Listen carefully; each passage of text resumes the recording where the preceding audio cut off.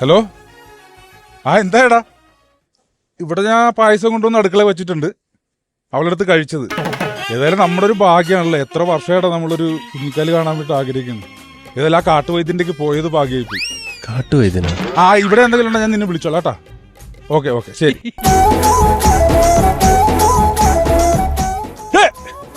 ഇതെന്നാ ബിന്ദു ഇത്? ബക്കറ്റൊക്കെ എടുത്തോണ്ട് തന്നെ? അല്ല, ബക്കറ്റ് ഞാൻ എന്നും എടുക്കുന്നതാണല്ലോ. അല്ല, ഞാൻ പറഞ്ഞിരുന്നെങ്കിൽ ഞാൻ എടുത്തോണ്ട് വരൂല. അതെന്തിന്? അല്ല, എന്തെങ്കിലുമൊക്കെ ചെയ്യാനായിട്ട് നമ്മളൊരു ജോലിക്കാരായിട്ട് ഒരു പെണ്ണിനെ നിർത്തിയിട്ടുണ്ടല്ലോ.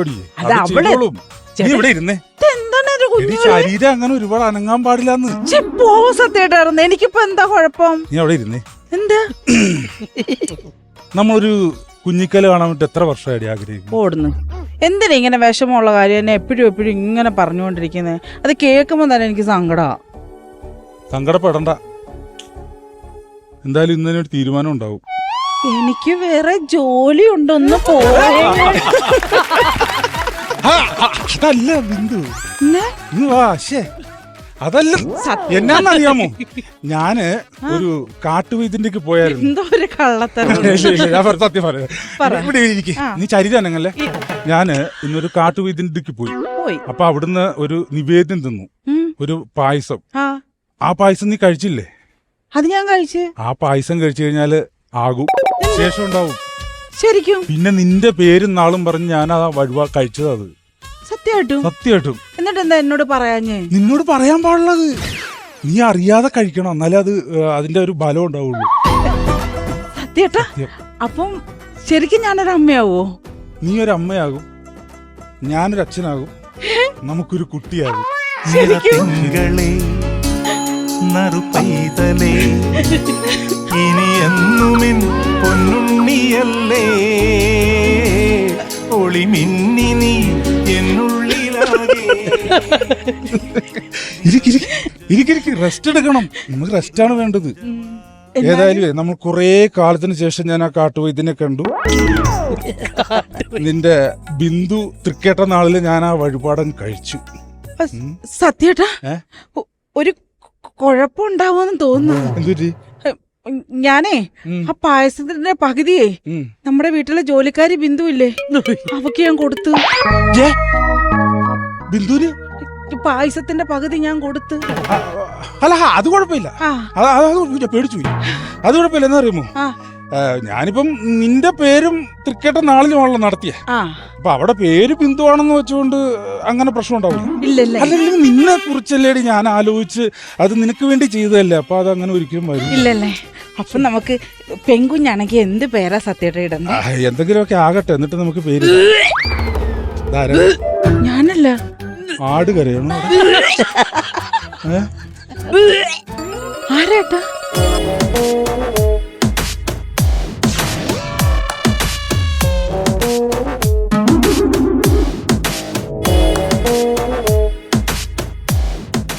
ചേച്ചിയെ, എന്താ മോളെ? എനിക്ക് പെട്ടെന്നൊരു ഛർദിലും തലകറക്കും ഒക്കെ.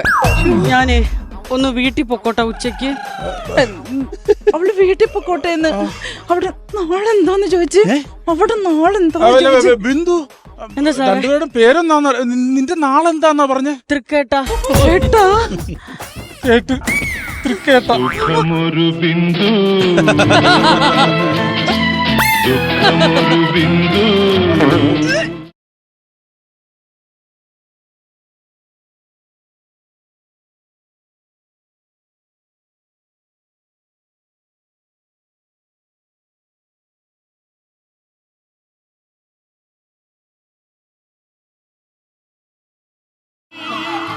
അല്ല, അത് ബിന്ദു റെസ്റ്റ് കൊടുക്കണം, ശരീരത്തിന് റെസ്റ്റ് കൊടുക്കണം. അല്ല, അത് റെസ്റ്റ് വേണമല്ലോ. അല്ല, നമ്മുടെ ഞങ്ങളുടെ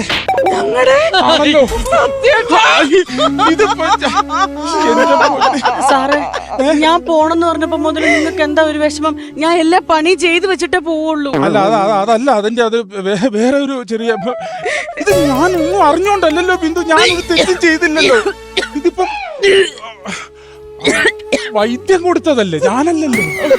എന്റെ പൊന്നെ, എന്നെ ഇങ്ങനെ സംശയിക്കില്ല. നീ ഇങ്ങനെ കരയാതെ സൂക്ഷിച്ച് എനിക്ക് സാറേ തലകറങ്ങി നമുക്ക് സമാധാനം ഉണ്ടാക്കാം.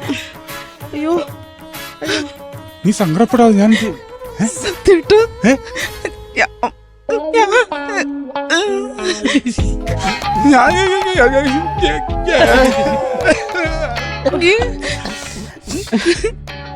ചേച്ചി എനിക്ക് തല ഇറങ്ങുന്ന ചേച്ചി. അതെ എനിക്ക് കൊണ്ടടി കറക്കം. ആണോ? അയ്യോ അത് കാര്യം പറഞ്ഞു മനസ്സിലാക്കവളെ, അല്ലെങ്കിൽ പിന്നെ തെറ്റിദ്ധരിക്കുന്നു. മോളെ ഓ എന്താന്നറിയോ സത്യേട്ടനെ ഓ ഏതോ ഒരു വൈദ്യന്റെ അടുത്ത് പോയിട്ട് ഒരു മരുന്ന് കൊണ്ടുവന്നു പെട്ടെന്ന് ഗർഭിണിയാവാൻ വേണ്ടിട്ട്. അതിന്റെ പകുതി ഞാൻ നിനക്കും തന്നു. അത് പകുതി അത് കുടിച്ചിട്ടായിരിക്കും എന്നുള്ള ഒരു കൺഫ്യൂഷൻ ആണ്. ഫോൺ അടിക്കുന്ന സത്യേട്ടൻ ഫോണ്. ഹലോ ഹലോ ആ എടാ എങ്ങനുണ്ട്? ഇവിടെ പ്രശ്നമായി. അതാണ് ഞാൻ പറഞ്ഞത്, ഇവിടെ പ്രശ്നമാണ്. ആണോ? ആ ഇവിടെ ഇപ്പൊ ഞാൻ അതെ ഒരു കുഴപ്പം പറ്റിയത്. വേലക്കായിട്ട് പണിക്കൊന്ന് പെണ്ണ് നിന്നിട്ടേ ആ അവള് ഛർദിച്ചു, പിന്നെ വൈഫ് ഛർദിച്ചു, അങ്ങനെ മൊത്തത്തിൽ ഛർദിലായി. നീ ഒരു കാര്യം ചെയ്യ്, ആ എത്ര പെട്ടെന്ന് ഹോസ്പിറ്റലോട്ട് വിട്ടു. അതെന്നാ? എടാ എന്റെ ഭാര്യക്ക് ആ. ശർദ്ദല് കൂടിയിട്ടേ ഡോക്ടർ പറഞ്ഞതേ ആ അത് ഫുഡ് പോയിസൺ എന്നാണ്. ആണോ? ആ കാട്ട പോയി നമ്മളെ പറ്റിച്ച്. ആ ആഹാ എന്നാ ശരിയാണ്. ഹലോ ഞാൻ അവളെ അനിയത്തിയായിട്ട് ഏറ്റെടുത്തോളൂ. നല്ല കളിയാ. ഇത് സംഭവമൊന്നും ഇല്ല ഇവിടെ, ഒരു കുഴപ്പമില്ല. അതേ ഒരു അബദ്ധം പറ്റിയതാ. ആ കാട്ടുവൈദ്യം തന്ന പായസം ഇല്ലേ, അത് ഫുഡ് പോയിസൺ അടിച്ചതാ. അത് കഴിച്ച എല്ലാവർക്കും ഛർദില്ല. എല്ലാരും പെട്ടെന്ന് ആശുപത്രി പോകാൻ പറഞ്ഞു. അല്ല അതെന്താന്ന് വെച്ചാൽ നമുക്കൊരു കുഞ്ഞിക്കാല് കാണാനുള്ള ആഗ്രഹം കൊണ്ടല്ലേ എന്റെ ബിന്ദു ഞാനിങ്ങനെ. കുഞ്ഞുകാല് കാണാൻ ആഗ്രഹം ഉണ്ടെങ്കിലേ കാട്ടുവൈദ്യന്റെ പോയി പായസം അല്ല ഉണ്ടാക്കട്ടെ നിങ്ങൾ. ബാക്കി എനിക്കറിയാം. ആശുപത്രി കൊണ്ടുപോവാ മനുഷ്യ എന്നെ.